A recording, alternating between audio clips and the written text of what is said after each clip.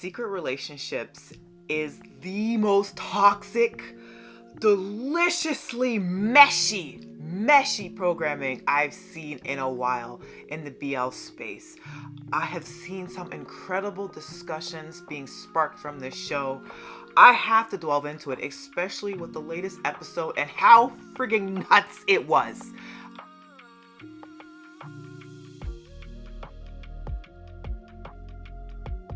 Hi, I'm Monique. I am the host of Off by Purple Heart podcast, where I talk to you about K-dramas, C-dramas, BTS, and so much more. The so much more includes BLs, and good lord, did I get myself into one hell of a BL. Secret Relationships is the next KBL that I've been watching. It has spawned a lot of conversations, and what's interesting is that I've read the manhwa for this, at least 115 chapters of this manhwa, this webcomic, and it was probably one of the most frustrating reads.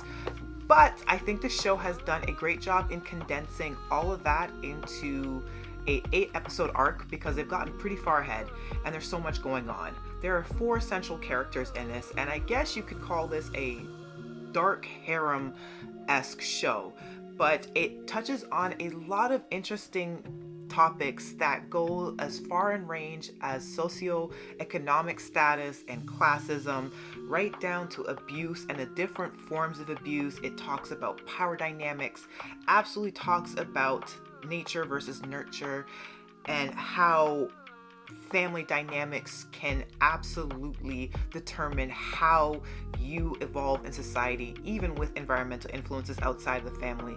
It goes specifically into Korean society and hierarchical structures and how reputation is paramount to everything, which can be seen in so many other regions as well. And I think the cycle of abuse is particularly interesting in this show, and especially how people talk about the main character. So we have Daeon, who is the main lead of the show. Dan comes from a very poor background, and while he is very intelligent and very gifted, he is not privileged, and that is huge as far as how he moves through the world and his interaction with all the other characters in this show.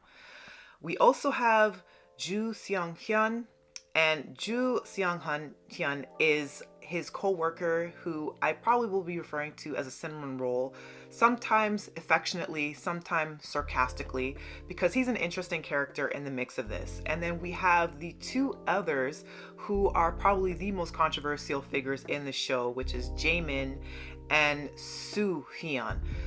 Sung-hian in particular is a fascinating character study, and he is from upper class society, very rich, an aggressor in every sense of the word, and has exhibited lots of violent, abusive behavior while still being a victim and being an extremely compelling character to watch.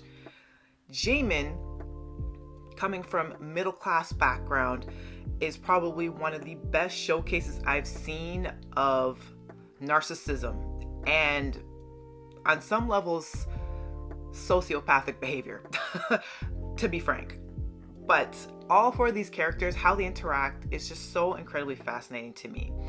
With Dan in particular, there's a lot of discussion about how he moves through the world. He is someone, because of his poor background, has extremely low self-esteem. He also has a family where his parents are not really the best guardians. He has his mom that has been on and off sick pretty much throughout his entire life, and he has a father that is struggling with addiction, which is another illness. And that addiction includes gambling and I believe alcoholism as well. He has younger siblings. I believe in the manhwa he had 2 smaller twin brothers and a sister. In the show, they pretty much only showcase the sister, but the sister is still younger. But how they depict her in the show, I think, is a lot better than in the webcomic, to be honest. Because of this, he has dealt with a lot of hardship, and even though he's very smart and he's classically very good looking, and I think the casting for the show is brilliant on multiple levels, just from a marketing standpoint, all 4 leads in the show are extremely good looking, and I also find it a really smart casting choice with these characters because they're so morally gray. A lot of the actions that they get away with in this show, because of how good looking they are, they all instantly have that halo effect. And you can see in a lot of the online discussions how people discuss these characters and how vehemently they will fight to defend other characters and their honor. And I think a lot of it, whether people want to admit it or not, is because of how they look and what their perception of what these men are to be versus what is actually happening on screen, which I find deliciously fascinating. Dan comes from this background, has really poor self-esteem, and because of how his parents move through the world and how they constantly put the burden of him being a guardian to his younger siblings on him, he's oftentimes not able to do what he wants to. He studies and he is getting amazing grades, but because of the pressures of his family and his background, over time his grades do slip, and then he has to get into tutoring just so that he can find a way to get into a prestigious university and actually carry on with his dream and being able to break away from the toxic cycle of his family. Then you have these two characters, which is Jae-min and Sung-hian. Both definitely from the power dynamic a little bit higher on the totem pole than Dan. They both encounter him when he's at his lowest in different points of his life. Jae-min is such a narcissist. He's someone that immediately zeroed in on the fact that Dan is someone that can be preyed upon because of his background and because of his insecurities and because he genuinely needs help, and because Jae-min at first glance is classically good looking, benefits heavily from pretty privilege, as well as being really intelligent and smart, is able to worm his way into Daeon's life very early on, and they have a friendship that spans over 7 years. 7 years is a long time to build a relationship with someone and to build a level of trust that even if they're doing unscrupulous things behind the scenes, if they're presenting to you as a very friendly face, as someone that is helpful, and in times where you need money, where you need guidance, where you need tutoring because your grades are falling behind, because you have all the pressures of having to take care of siblings and family back home who are not pulling their weight, and then wanting to build a career, yeah, it totally makes sense that someone like Jae-min would come into the picture, be extremely attractive to look at, and then slowly over the years find that they're slowly isolating you from other people and are very possessive and jealous. Then we have the classic Sung-hian character who comes from privilege, is very good looking as well, which is again why I think the casting for this show is brilliant. And at first glance seems very sweet and charming, especially in the early college days where he first meets Dan, and I believe in the show he's his senior and Dan is his junior. They meet in college, and you know, Sung-hian's full of swagger. He's full of that typical ego and arrogance that a man that comes from means has, but he's still very charming and very witty, and you can slowly see that Dan falls for him. And then through the course of mass manipulation and Machiavelli type scenarios behind the scenes, Jae-min peeps the fact that the two of them are starting to get closer. Mind you, his background is not the best, even with the money, even with the looks, even with the height and the status and all that stuff. His family is very cold, very brusque, and they're very business focused. Capturing power is paramount in this family above all else, even the emotional betterment of their child. He is such a fascinating character to me, and one of the earlier scenes in the show where the father literally has a rifle and is doing, you know, the rich person hunting of geese or whatever the hell, and it comes to a question of Sung-hian coming back into Korea after being basically shipped off to the US to spend 7 years to cool his heels, and his father basically browbeating him and saying you are worthless and you're not pulling your weight and you need to be getting your gears behind the family business and you are disappointing me, and literally leveling a rifle in his face as a very subtle threat that you're not going to keep playing with me and my time. You're my son and you're going to inherit the business and you're going to smarten up, or I'm going to make you smarten up. And how that level of tactic and fear blends into how Sung-hian operates through life. I find his aggression, his ego, and how he manhandles Daeun all the time really, really fascinating, because it is exactly extracted from his background. It's exactly how he moves through the world. He only knows intimidation as a way to get what he wants. And he has such poor social skills that even with his charm and his wit, because he was so heavily played by Jae-min, and that the two of them came up with this very weird psychotic concept of a contract where neither one will ever date Daeun, even though they both have romantic interest in him, is so fascinating to me. All three male suitors for this main lead character are not great people. Even the one that is presented to us as the best choice, which is Jung Han, or I call him affectionately and unaffectionately as the cinnamon roll. The cinnamon roll is the co-worker, and he starts off kind of having a run-in with Dan. They didn't get along. It was kind of like an enemies to lovers kind of a thing, or at least rivals to lovers in the office. But slowly over time, he genuinely does start to like Daeun, and then he gets kind of clingy to the point where one night him and the rest of the office go out for drinks. He's pressured to drink, mind you, but in the end, Dan kind of saves him last moment and actually takes shots for him, because just part of work culture in general, not even just in Korea, but in most places. But Cinnamon Roll is uncomfortable with this and doesn't want to drink, and Dan in the last minute saves him and takes shots for him and ends up very inebriated. And what does Cinnamon Roll do? Cinnamon Roll escorts him home because he likes him, and and once he gets in his home, the mood kind of shifts into something a little bit more amorous.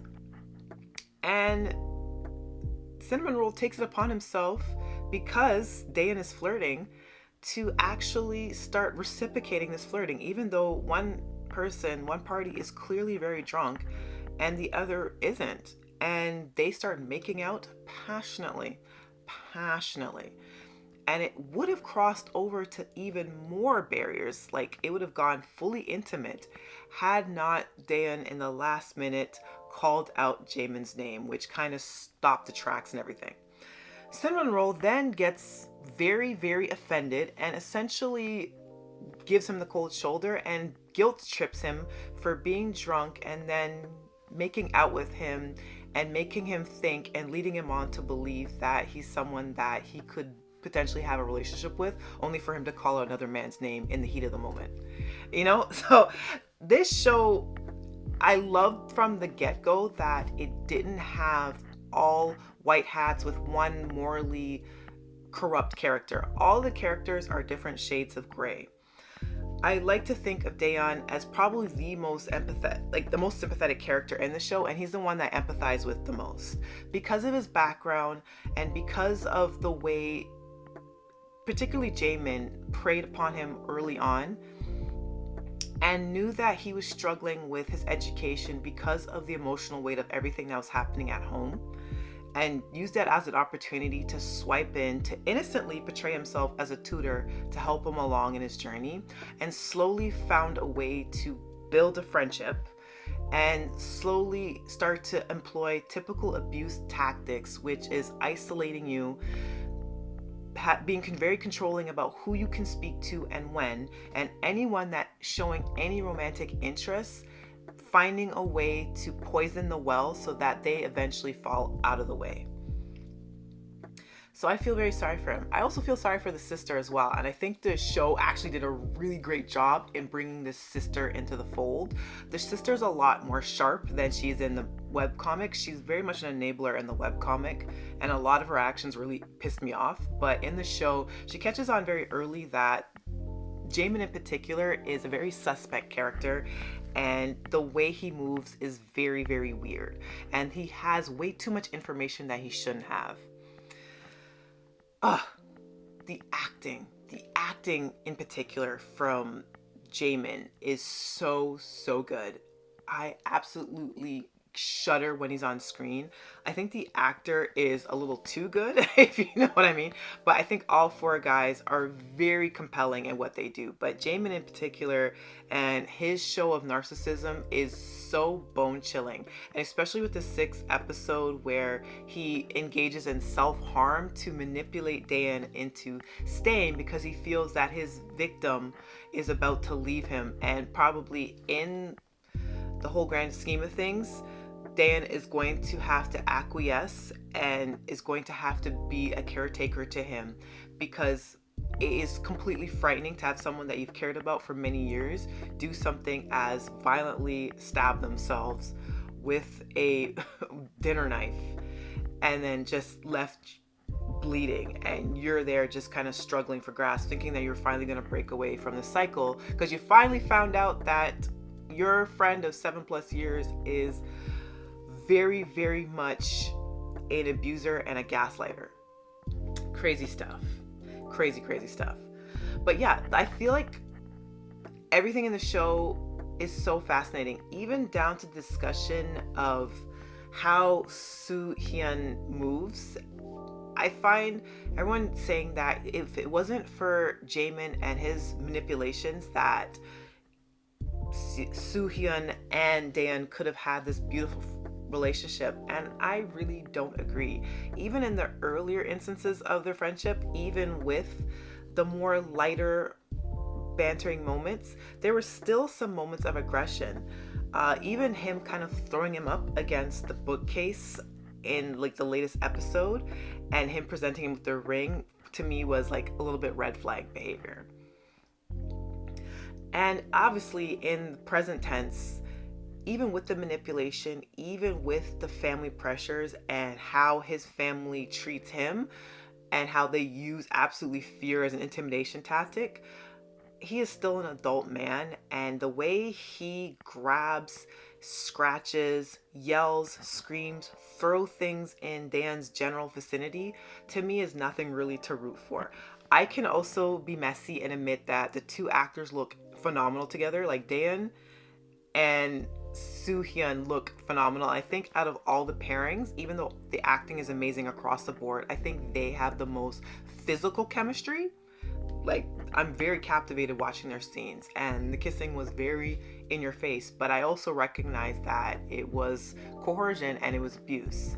You know, he is so domineering and intimidating that he physically gets into Daeun's space on purpose to get him to back down and to act the way that he wants.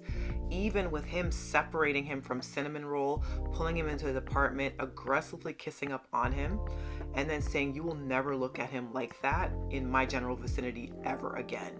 And constantly calling him like upwards to 50 times on his phone, showing up, yelling in his face, becoming a director of Daeun's company, not even just as an FU to your family, but simply so that you could monitor what Daeun is doing, and to call business meetings to essentially question him in front of his colleagues to show what is his relationship status with another man is crazy work.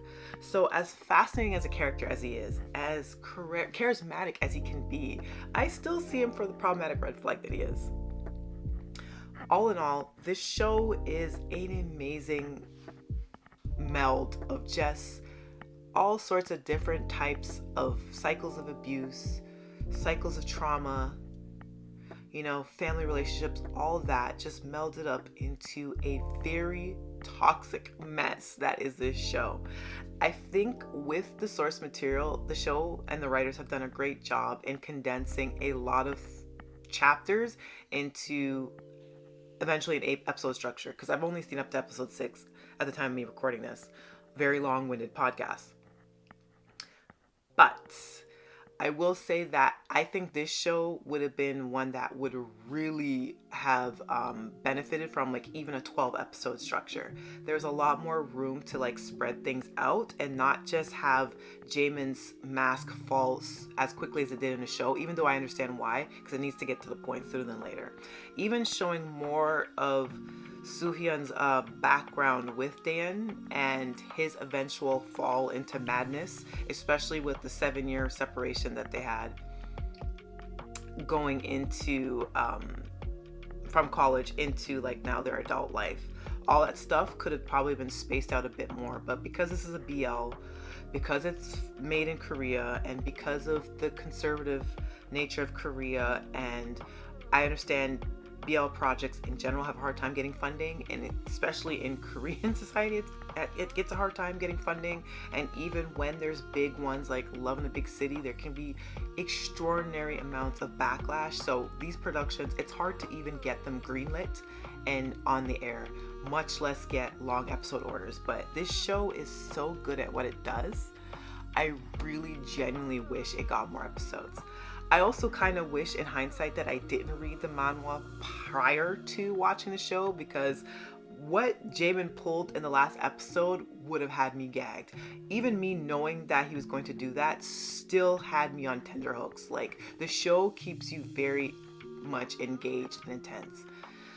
Lots of trigger warnings for this show though. So as I said, everything as far as coercion and abuse and how the show handles it, and you have to be very mindful going into the show. Definitely you're not going into the show thinking it's aspirational as far as what relationships should be. And even though there's one clear choice out of the 3 men that are presented in Daeun's life, I don't even think the third choice is the best choice. I think all of them should be shipped to therapy. All 3. I don't even know if Jae-min is at that point where he could even be rehabilitated, because he carries on with even more nonsense beyond that point. If you've read the manhwa, but all of them, I think the best relationship that could be would be with a therapist and genuinely getting some help. No joke. But it's very compelling to watch, and it's very beautiful to watch. The cinematography is absolutely stunning, and considering who's behind it, I'm not surprised. But all in all, it's a great show. If you have understood anything of this rambling mess, and if you are as entrenched in secret relationships as I am, please comment down below if you're watching the YouTube format of this. This is a very hot topic, hot button issue show. So I expect there is a lot of pushback, probably to some of the points that I've said in this, but just keep it respectful, of course. Listening via Spotify or Apple Podcasts on those platforms, please engage with those platforms as well. Leave your commentary, let me know. I am enjoying all the online discussions. I'm not agreeing with all the online discussions, but I'm definitely enjoying how much debate that this sparks. I cannot wait to see how they end this show. Episode 8 in particular, I cannot wait. You do not understand, guys.